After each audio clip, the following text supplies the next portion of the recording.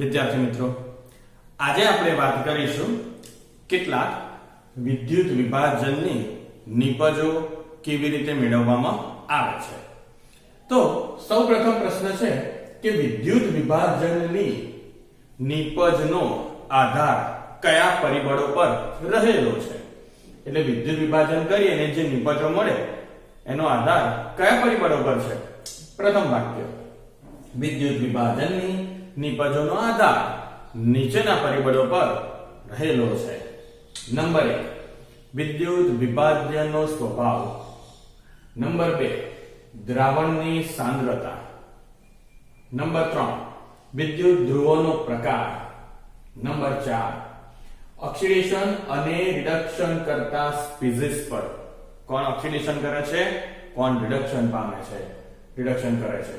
Number 5, પ્રમાણિત વિદ્યુત ધ્રુવ potential. આ 5 વસ્તુ પર વિદ્યુત વિભાજનની નિપજોનો આધાર રહેલો છે। અહીંયા તમે જેટલો પણ કોન્સેપ્ટ જોઈ રહ્યા છો તે પ્રશ્નના જવાબ સ્વરૂપે તો પૂછાઈ જ શકે છે, પરંતુ સૌથી વધારે આ પ્રકારના પ્રશ્ન MCQ માં પણ જોવા મળશે અને સ્પર્ધાત્મક ગુજકેટ જેવી પરીક્ષામાં પણ આવી શકે છે, માટે અહીંયા ખૂબ ધ્યાન રાખશો। આ એક બીજો ટૂંકો પ્રશ્ન કે અહીંયા આપણે વાત કરી વિદ્યુત ધ્રુવોના પ્રકાર વિશે, તો વિદ્યુત ધ્રુવોના પ્રકાર વિશે સમજાવો। વિદ્યુત ધ્રુવોના મુખ્યત્વે 3 પ્રકાર છે। નંબર 1, નિષ્ક્રિય વિદ્યુત ધ્રુવ। નંબર 2, સક્રિય વિદ્યુત ધ્રુવ। નંબર 3, વાયુમય વિદ્યુત ધ્રુવ। એમાં વાત કરીશું જમણી તરફ, ઉદાહરણ લખ્યા છે તેના। નિષ્ક્રિય વિદ્યુત ધ્રુવમાં પ્લેટિનમ, ગોલ્ડ અને કાર્બન એ પણ ગ્રેફાઇટ સ્વરૂપ એ નિષ્ક્રિય વિદ્યુત ધ્રુવ છે। નંબર 2, સક્રિયમાં કોપર, ઝિંક, એલ્યુમિનિયમ, સિલ્વર આ સક્રિય વિદ્યુત ધ્રુવ, એટલે ધાતુઓ હોય એ સક્રિય છે, જે એ સક્રિય વિદ્યુત ધ્રુવમાં આવશે। વાયુમય વિદ્યુત ધ્રુવ, હાઇડ્રોજન વિદ્યુત ધ્રુવ, પરીક્ષાની અંદર એવો MCQ પૂછાઈ શકે નીચેનામાંથી ખાલી જગ્યા એ નિષ્ક્રિય વિદ્યુત ધ્રુવ તરીકે ઉપયોગી છે। આપણે યાદ રાખીશું પ્લેટિનમ, ગોલ્ડ અને કાર્બન પણ ગ્રેફાઇટ સ્વરૂપનો, એવા કોઈ પણ પ્રશ્ન પૂછાશે। આગળનો એક પ્રશ્ન છે, પીગાળેલા NaCl નું વિદ્યુત વિભાજન સમજાવો। પીગાળેલા NaCl નું છે અહીંયા જલીય છે, બરાબર। તો અહીંયા વાત કરીશું આખું વાક્ય બનાવવાની, ધ્યાન રાખશો।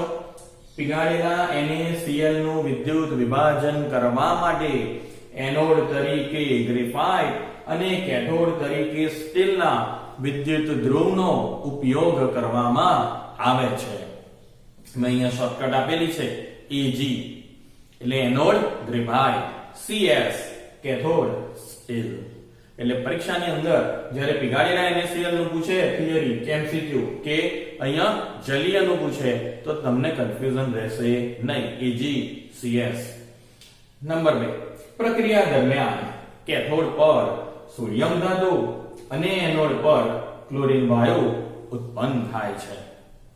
તમારે વાક્ય આખા લખવાના છે, આ તો શોર્ટ એટલા માટે લખ્યું છે કે સરળતાથી યાદ રહી જાય એવું છે, સમજાઈ જશે એક જ વખતમાં કે કેથોડ પર સોડિયમ અને એનોડ પર ક્લોરીન। અહીંયા વાત કરીશું પ્રક્રિયાની। કેથોડ પર કઈ પ્રક્રિયા અનુભવાય? રિડક્શન, કેરી।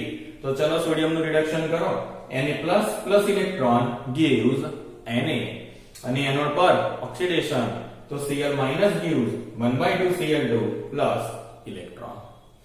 તો અહીંયા કુલ પ્રક્રિયા એવી હશે કે NaCl gives Na+ Cl-।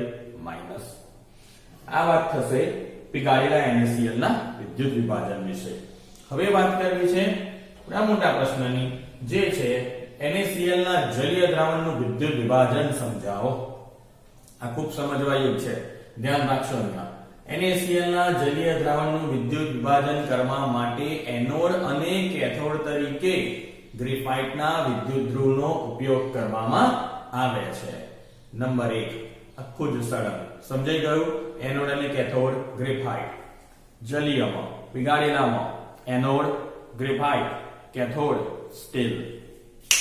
પ્રક્રિયા દરમિયાન ધ્યાન રાખશો, કેથોડ પર H2 વાયુ, એનોડ પર Cl2 વાયુ અને દ્રાવણમાં સોડિયમ હાઇડ્રોક્સાઇડ ઉત્પન્ન થાય છે, જે નીચે આપેલી પ્રક્રિયાઓ પરથી સમજાવી શકાય છે। પ્રક્રિયા દરમિયાન કેથોડ પર હાઇડ્રોજન વાયુ, એનોડ પર ક્લોરીન વાયુ, દ્રાવણમાં NaOH ઉત્પન્ન થાય છે, જે નીચે આપેલી પ્રક્રિયાઓ પરથી સમજાવી શકાય છે, જોઈ શકાય છે, સાબિત કરી શકાય છે, કહી શકાય છે. જે લખવું હોય લખજો. કેથોડ પ્રક્રિયા નંબર 1, પ્રક્રિયા 2, એનોડ પ્રક્રિયા નંબર 1, પ્રક્રિયા નંબર 2. તો આ રીતની બહુ પ્રક્રિયાઓ છે. હવે કઈ પ્રક્રિયા થશે કેથોડ પર ને કઈ એનોડ પર એ સમજીએ. ચલો પ્રક્રિયા 1 અને 2 ને જોઈએ. Na++ electron gives Na, H++ electron gives 1/2 H2. હે ને? તો એ કેથોડ પર થાય છે અને કેથોડ પર રિડક્શન થાય છે, તો +1 માંથી 0 થાય છે. જો તમે જમણી તરફ જુઓ, કોષ પોટેન્શિયલ લખેલા છે પ્રમાણિત. E0 cell is equals to -2.71 volt અને હાઇડ્રોજન નું તો જગ જાહેર છે 0.0 વોલ્ટ. હવે આને ધ્યાનથી જોજો. E0 નું વધારે મૂલ્ય ધરાવતી પ્રક્રિયા કેથોડ પર પસંદગી પામે છે. E0 ના વધારે મૂલ્ય ધરાવતી પ્રક્રિયા કેથોડ પર પસંદગી પામે છે, માટે કેથોડ પર પ્રક્રિયા બીજી થાય છે. ક્લિયર? તો આપણે લખ્યું છે કેથોડ પર H2 વાયુ, તો કેથોડ પર H2 વાયુ પ્રક્રિયા 2 માં છે ને, એટલે કારણ કે કોષ પોટેન્શિયલ નું મૂલ્ય કેવું હોય છે? વધારે. તો એ વધારે હોય એ જ પ્રક્રિયા પસંદગી પામશે. ચલો એનોડ પ્રક્રિયા 1, 2, Cl- gives 1/2 Cl2 plus electron અને પ્રક્રિયા બીજી 2H2O gives O2 plus 4H plus 4 electron. અહીંયા બે ઓક્સિજન છે ને, કેટલા હાઇડ્રોજન છે? 4 H plus થાય તો એક હાઇડ્રોજન એક ઇલેક્ટ્રોન આપે, તો 4 હાઇડ્રોજન કેટલા ઇલેક્ટ્રોન આપે? સાહેબ 4 ઇલેક્ટ્રોન આપી દે. 4H plus 4 electron. અહીંયા પણ આપણે પ્રમાણિત કોષ પોટેન્શિયલના મૂલ્ય જોઈશું, જેમાં પ્રથમ છે +1.36 વોલ્ટ અને અહીંયા જોઈશું +1.23 વોલ્ટ. અહીંયા વર્ણન જોઈ લઈએ, પછી હું તમને મૂલ્ય પણ તૈયાર કરવાનું સમજાવી દઉં. E0 નું અહીંયા વધારે, અહીંયા ઓછું. સાહેબ કેમનું યાદ રહે? એનોડ નો અ ઓછાનો અ, એનોડ નો અ ઓછાનો અ, એનોડ પર ઓછું મૂલ્ય. બોલો સમજાશે? E0 નું ઓછું મૂલ્ય, અહીંયાથી મૂલ્ય ધરાવતી પ્રક્રિયા એનોડ પર, કેથોડને બદલે એનોડ પર પસંદગી પામે છે. તો ઓછું મૂલ્ય એટલે પ્રક્રિયા 1 થશે કે 2? તમે તરત જ કહેશો સાહેબ પ્રક્રિયા 2 થશે. હે ને? ત્યાં લખ્યું છે ખૂણામાં. શું લખ્યું છે? સાહેબ ગુજરાતી લખ્યું છે, એટલે ભાઈ ગુજરાતી જ લખ્યું છે અંતર. પણ શું લખ્યું છે? પરંતુ ઓક્સિજનના વધારે પોટેન્શિયલના કારણે એનોડ પર પ્રક્રિયા 1 થાય છે. કોના કારણે? અહીંયા હું થોડોક સુધારો તમને આપી દઉં, કારણ કે કદાચ ઓક્સિડેશન સમજી બેસીએ તો તકલીફ. ઓક્સિજનના વધારે પોટેન્શિયલના કારણે એનોડ પર પ્રક્રિયા 1 થાય છે, એટલે અહીંયા પ્રક્રિયા 2, અહીંયા પ્રક્રિયા 1. H2Cl2 જમા થાય છે, ઉત્પન્ન થાય છે. પ્રક્રિયા છે NaCl, આપણે પાણીમાં ઓગાળવાનું છે, જલીય છે એટલે લખ્યું છે, તો Na plus 1/2 Cl2 plus 1/2 H2 plus OH minus. તો અહીંયા વાત થશે આપણી પાસે એક નાના પ્રશ્નની કે મંદ H2SO4 ના વિદ્યુત વિભાજન પર એનોડ પર થતી પ્રક્રિયા સમજાવો. મંદ સલ્ફ્યુરિક એસિડ આપીને એમ કે વિદ્યુત વિભાજન સમજાવો એનોડ પરની પ્રક્રિયા, તો એનોડ પર શું થતું હોય છે? એમાં પ્રક્રિયા 1 ને 2 લખેલી છે, તો વર્ણન શું લખીશું? મંદ H2SO4 ના વિદ્યુત વિભાજનમાં એનોડ પર નીચે પ્રમાણેની પ્રક્રિયાઓ જોવા મળે છે. નીચે પ્રમાણેની પ્રક્રિયાઓ જોવા મળે છે. પ્રક્રિયા 1, પ્રક્રિયા 2. આ પાણીનું વિદ્યુત વિભાજન કર્યું છે તે પ્રકારે અહીંયા આ પ્રક્રિયા લખી છે વ્યક્તિ. અહીંયા 2SO4 -2 gives H2OH -2 plus 2 electron, કારણ કે અહીંયા આ 4 માઈનસ થશે, આ -2 છે એટલે ઇલેક્ટ્રોન જોઈશે 2. તો આ એક પ્રક્રિયા થાય. અહીંયા બંને બાજુ કોષ પોટેન્શિયલ લખેલા છે, જે અહીંયા છે એ તો ઉપરથી જ આવે છે +1.23, નીચે +1.96 વોલ્ટ.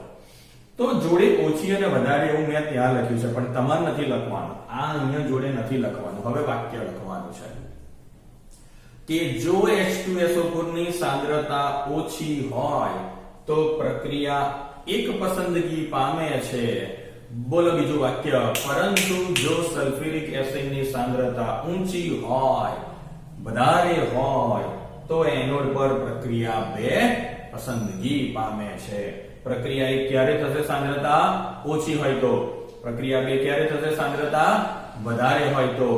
કેવી રીતે આ મૂલ્યને યાદ રાખશો, ધ્યાન રાખી લેજો. ચલો, હાઇડ્રોજન માટે તો 0.0 વોલ્ટ, એવી રીતે ફરી અહીંયા હાઇડ્રોજન કરો ને પાણીની અંદર, તો એની માટે જો 1 2 3 1 2 3 છે, 1 2 3 વચ્ચે 0.1 પછી 1.23. ઓકે, હવે અહીંયા ઉપર જતા રહીએ આપણે. આ બે તરી કેટલા થશે? 6. 2 તરી 6, 3 જોડ ગુણ્યા એટલે 3, 1.36. 1.36 ના ડબલ કરો 2.72. 2.72 જો પહેલામાં 2.71. અહીંયા 72 થાય છે ને, એક ઓછો કરવાનો છે એટલે મેં એક ઓછા કરી દીધા એટલે -1, 2.71. તો અહીંયા આ વાત થઈ કેટલાક વિદ્યુત વિભાજનો વિશેની. એક દાખલો આપણે ગણવા જઈ રહ્યા છીએ, જે છે 3.10. કોયડો 3.10, જેની અંદર આપણને એવું કહ્યું છે કે આપણે 10 મિનિટ માટે આટલો એમ્પિયરનો પ્રવાહ પસાર કરીએ તો કેટલી કોપર ધાતુ જમા થાય એ આપણે ગણવાનું છે. એટલે આપેલા ડેટામાં મેં શું લખ્યું છે? t સમય બરાબર 10 મિનિટ. મિનિટને આપણે ફેરવીએ સેકન્ડમાં, એટલે દરેક મિનિટની સેકન્ડ 60, તો કુલ સેકન્ડ થશે 600. I બરાબર 1.5 એમ્પિયર. Q બરાબર કેટલા? પહેલા તો આપણે Q શોધવા પડશે કે આપણે અહીંયા કોપરનું વજન શોધવું છે, તો પહેલું સ્ટેપ એ આવશે. તો Q બરાબર I * T. આ સૂત્ર તમે જાણો છો. I અને T ના મૂલ્ય ઉપરથી મૂકી ગુણાકાર કરી જવાબ મળશે 900 કુલમ. સેકન્ડ સ્ટેપ એવું આવશે કે આપણે કેથોડ પર થતી પ્રક્રિયા લખવાની થશે. કેથોડ પર રિડક્શન થાય કેરી, તો કોપરનું રિડક્શન લખીએ. Cu+2 electron gives Cu. હે ને? જ્યાં આયન છે ત્યાં એક્વિયસ છે, જ્યાં આયન નથી ત્યાં સોલિડ છે, કેમ કે કોપર જમા થાય છે, ધાતુ જમા થાય છે. તો કેથોડ પર રિડક્શન થાય છે, માટે મેં રિડક્શન વાળી પ્રક્રિયા લખી અહીંયા. હવે અહીંયા કેટલા ઇલેક્ટ્રોન છે? 2 મોલ. નિપજના કેટલા મોલ છે? 1 જ મોલ. એટલે મેં અહીંયા લખ્યું છે 2 મોલ ઇલેક્ટ્રોન બરાબર 2 ફેરાડે વિદ્યુતનો જથ્થો. તો 3 મોલ બરાબર કેટલો વિદ્યુતનો જથ્થો? 3. અહીંયા હું વાત કરીશ કે કેટલા મોલ નિપજ આપે છે? 2 મોલ ઇલેક્ટ્રોન 1 જ મોલ નિપજ આપે છે. 2 મોલ ઇલેક્ટ્રોન 1 જ મોલ નિપજ આપે છે, અને 2 મોલ ઇલેક્ટ્રોન બરાબર 2 ફેરાડે વિદ્યુતનો જથ્થો. માટે અહીંયા આપણે આગળ વધી જઈએ દાખલામાં કે 1 ફેરાડે બરાબર 96500. 96487 આપણે ગણતરી 96500 લઈશું, તો 2 ફેરાડે બરાબર કેટલા? તો 96500 નો ગુણાકાર કેટલાથી કરશું? 2 વડે. 2 સમાન એકમ છે એટલે કેન્સલ થશે અંશ છેદમાં. 1 એકમ છે, એકલો છે તે એકમ છે, યાદ રાખજો. એટલે આ જવાબ આવશે. પરંતુ અહીંયા આપણે લખીશું કે આટલા કુલંબ પસાર કરીએ તો કોપરનું પરમાણુય દળ કેટલો? 63. તો 63 ગ્રામ કોપર મળે છે. તો 900 કુલંબ પસાર કરતા કેટલા ગ્રામ કોપર મળશે? તમે સમજી ગયા હશો કે ગુણાકારમાં જશે, ભાગાકારમાં આવશે. સાદું રૂપ આપશો એટલે 0.2938 ગ્રામ કોપર મળશે. આ આવશે આ દાખલાનો જવાબ. સાહેબ શું થયું ભાઈ? દાખલો તો ગણાયો સાહેબ, દાખલો તો ગણાયો, પણ એક પ્રેક્ટિસમાં આપો ને. ઓકે, ચાલો. ચોપડીનું પેજ નંબર 94, એનો દાખલા નંબર 3.15, જેની અંદર આ જ પદ્ધતિથી આખો દાખલો ગણવાનો છે, પણ અહીંયા કોપર ધાતુ વિશે કે છે. ત્યાં આપણા બધાની મનગમતી ફેવરિટ ધાતુ, હાસ્ય જોઈ રહ્યો છું તમારી મુખ મુદ્રા ઉપર, આપણી ફેવરિટ ધાતુ ઉપર ત્યાં આગળ દાખલો છે, તો આપણે તો ગણવો જ પડશે ને. તો આપણી ફેવરિટ ધાતુ કઈ છે એ મને WhatsApp કરો, અને દાખલાનો જવાબ કેટલો છે એ મને WhatsApp કરો. અને તમને મુશ્કેલી જણાય તો પણ મને જ વોટ્સઅપ કરશો ને? હા, વિડીયોને લાઈક આપજો.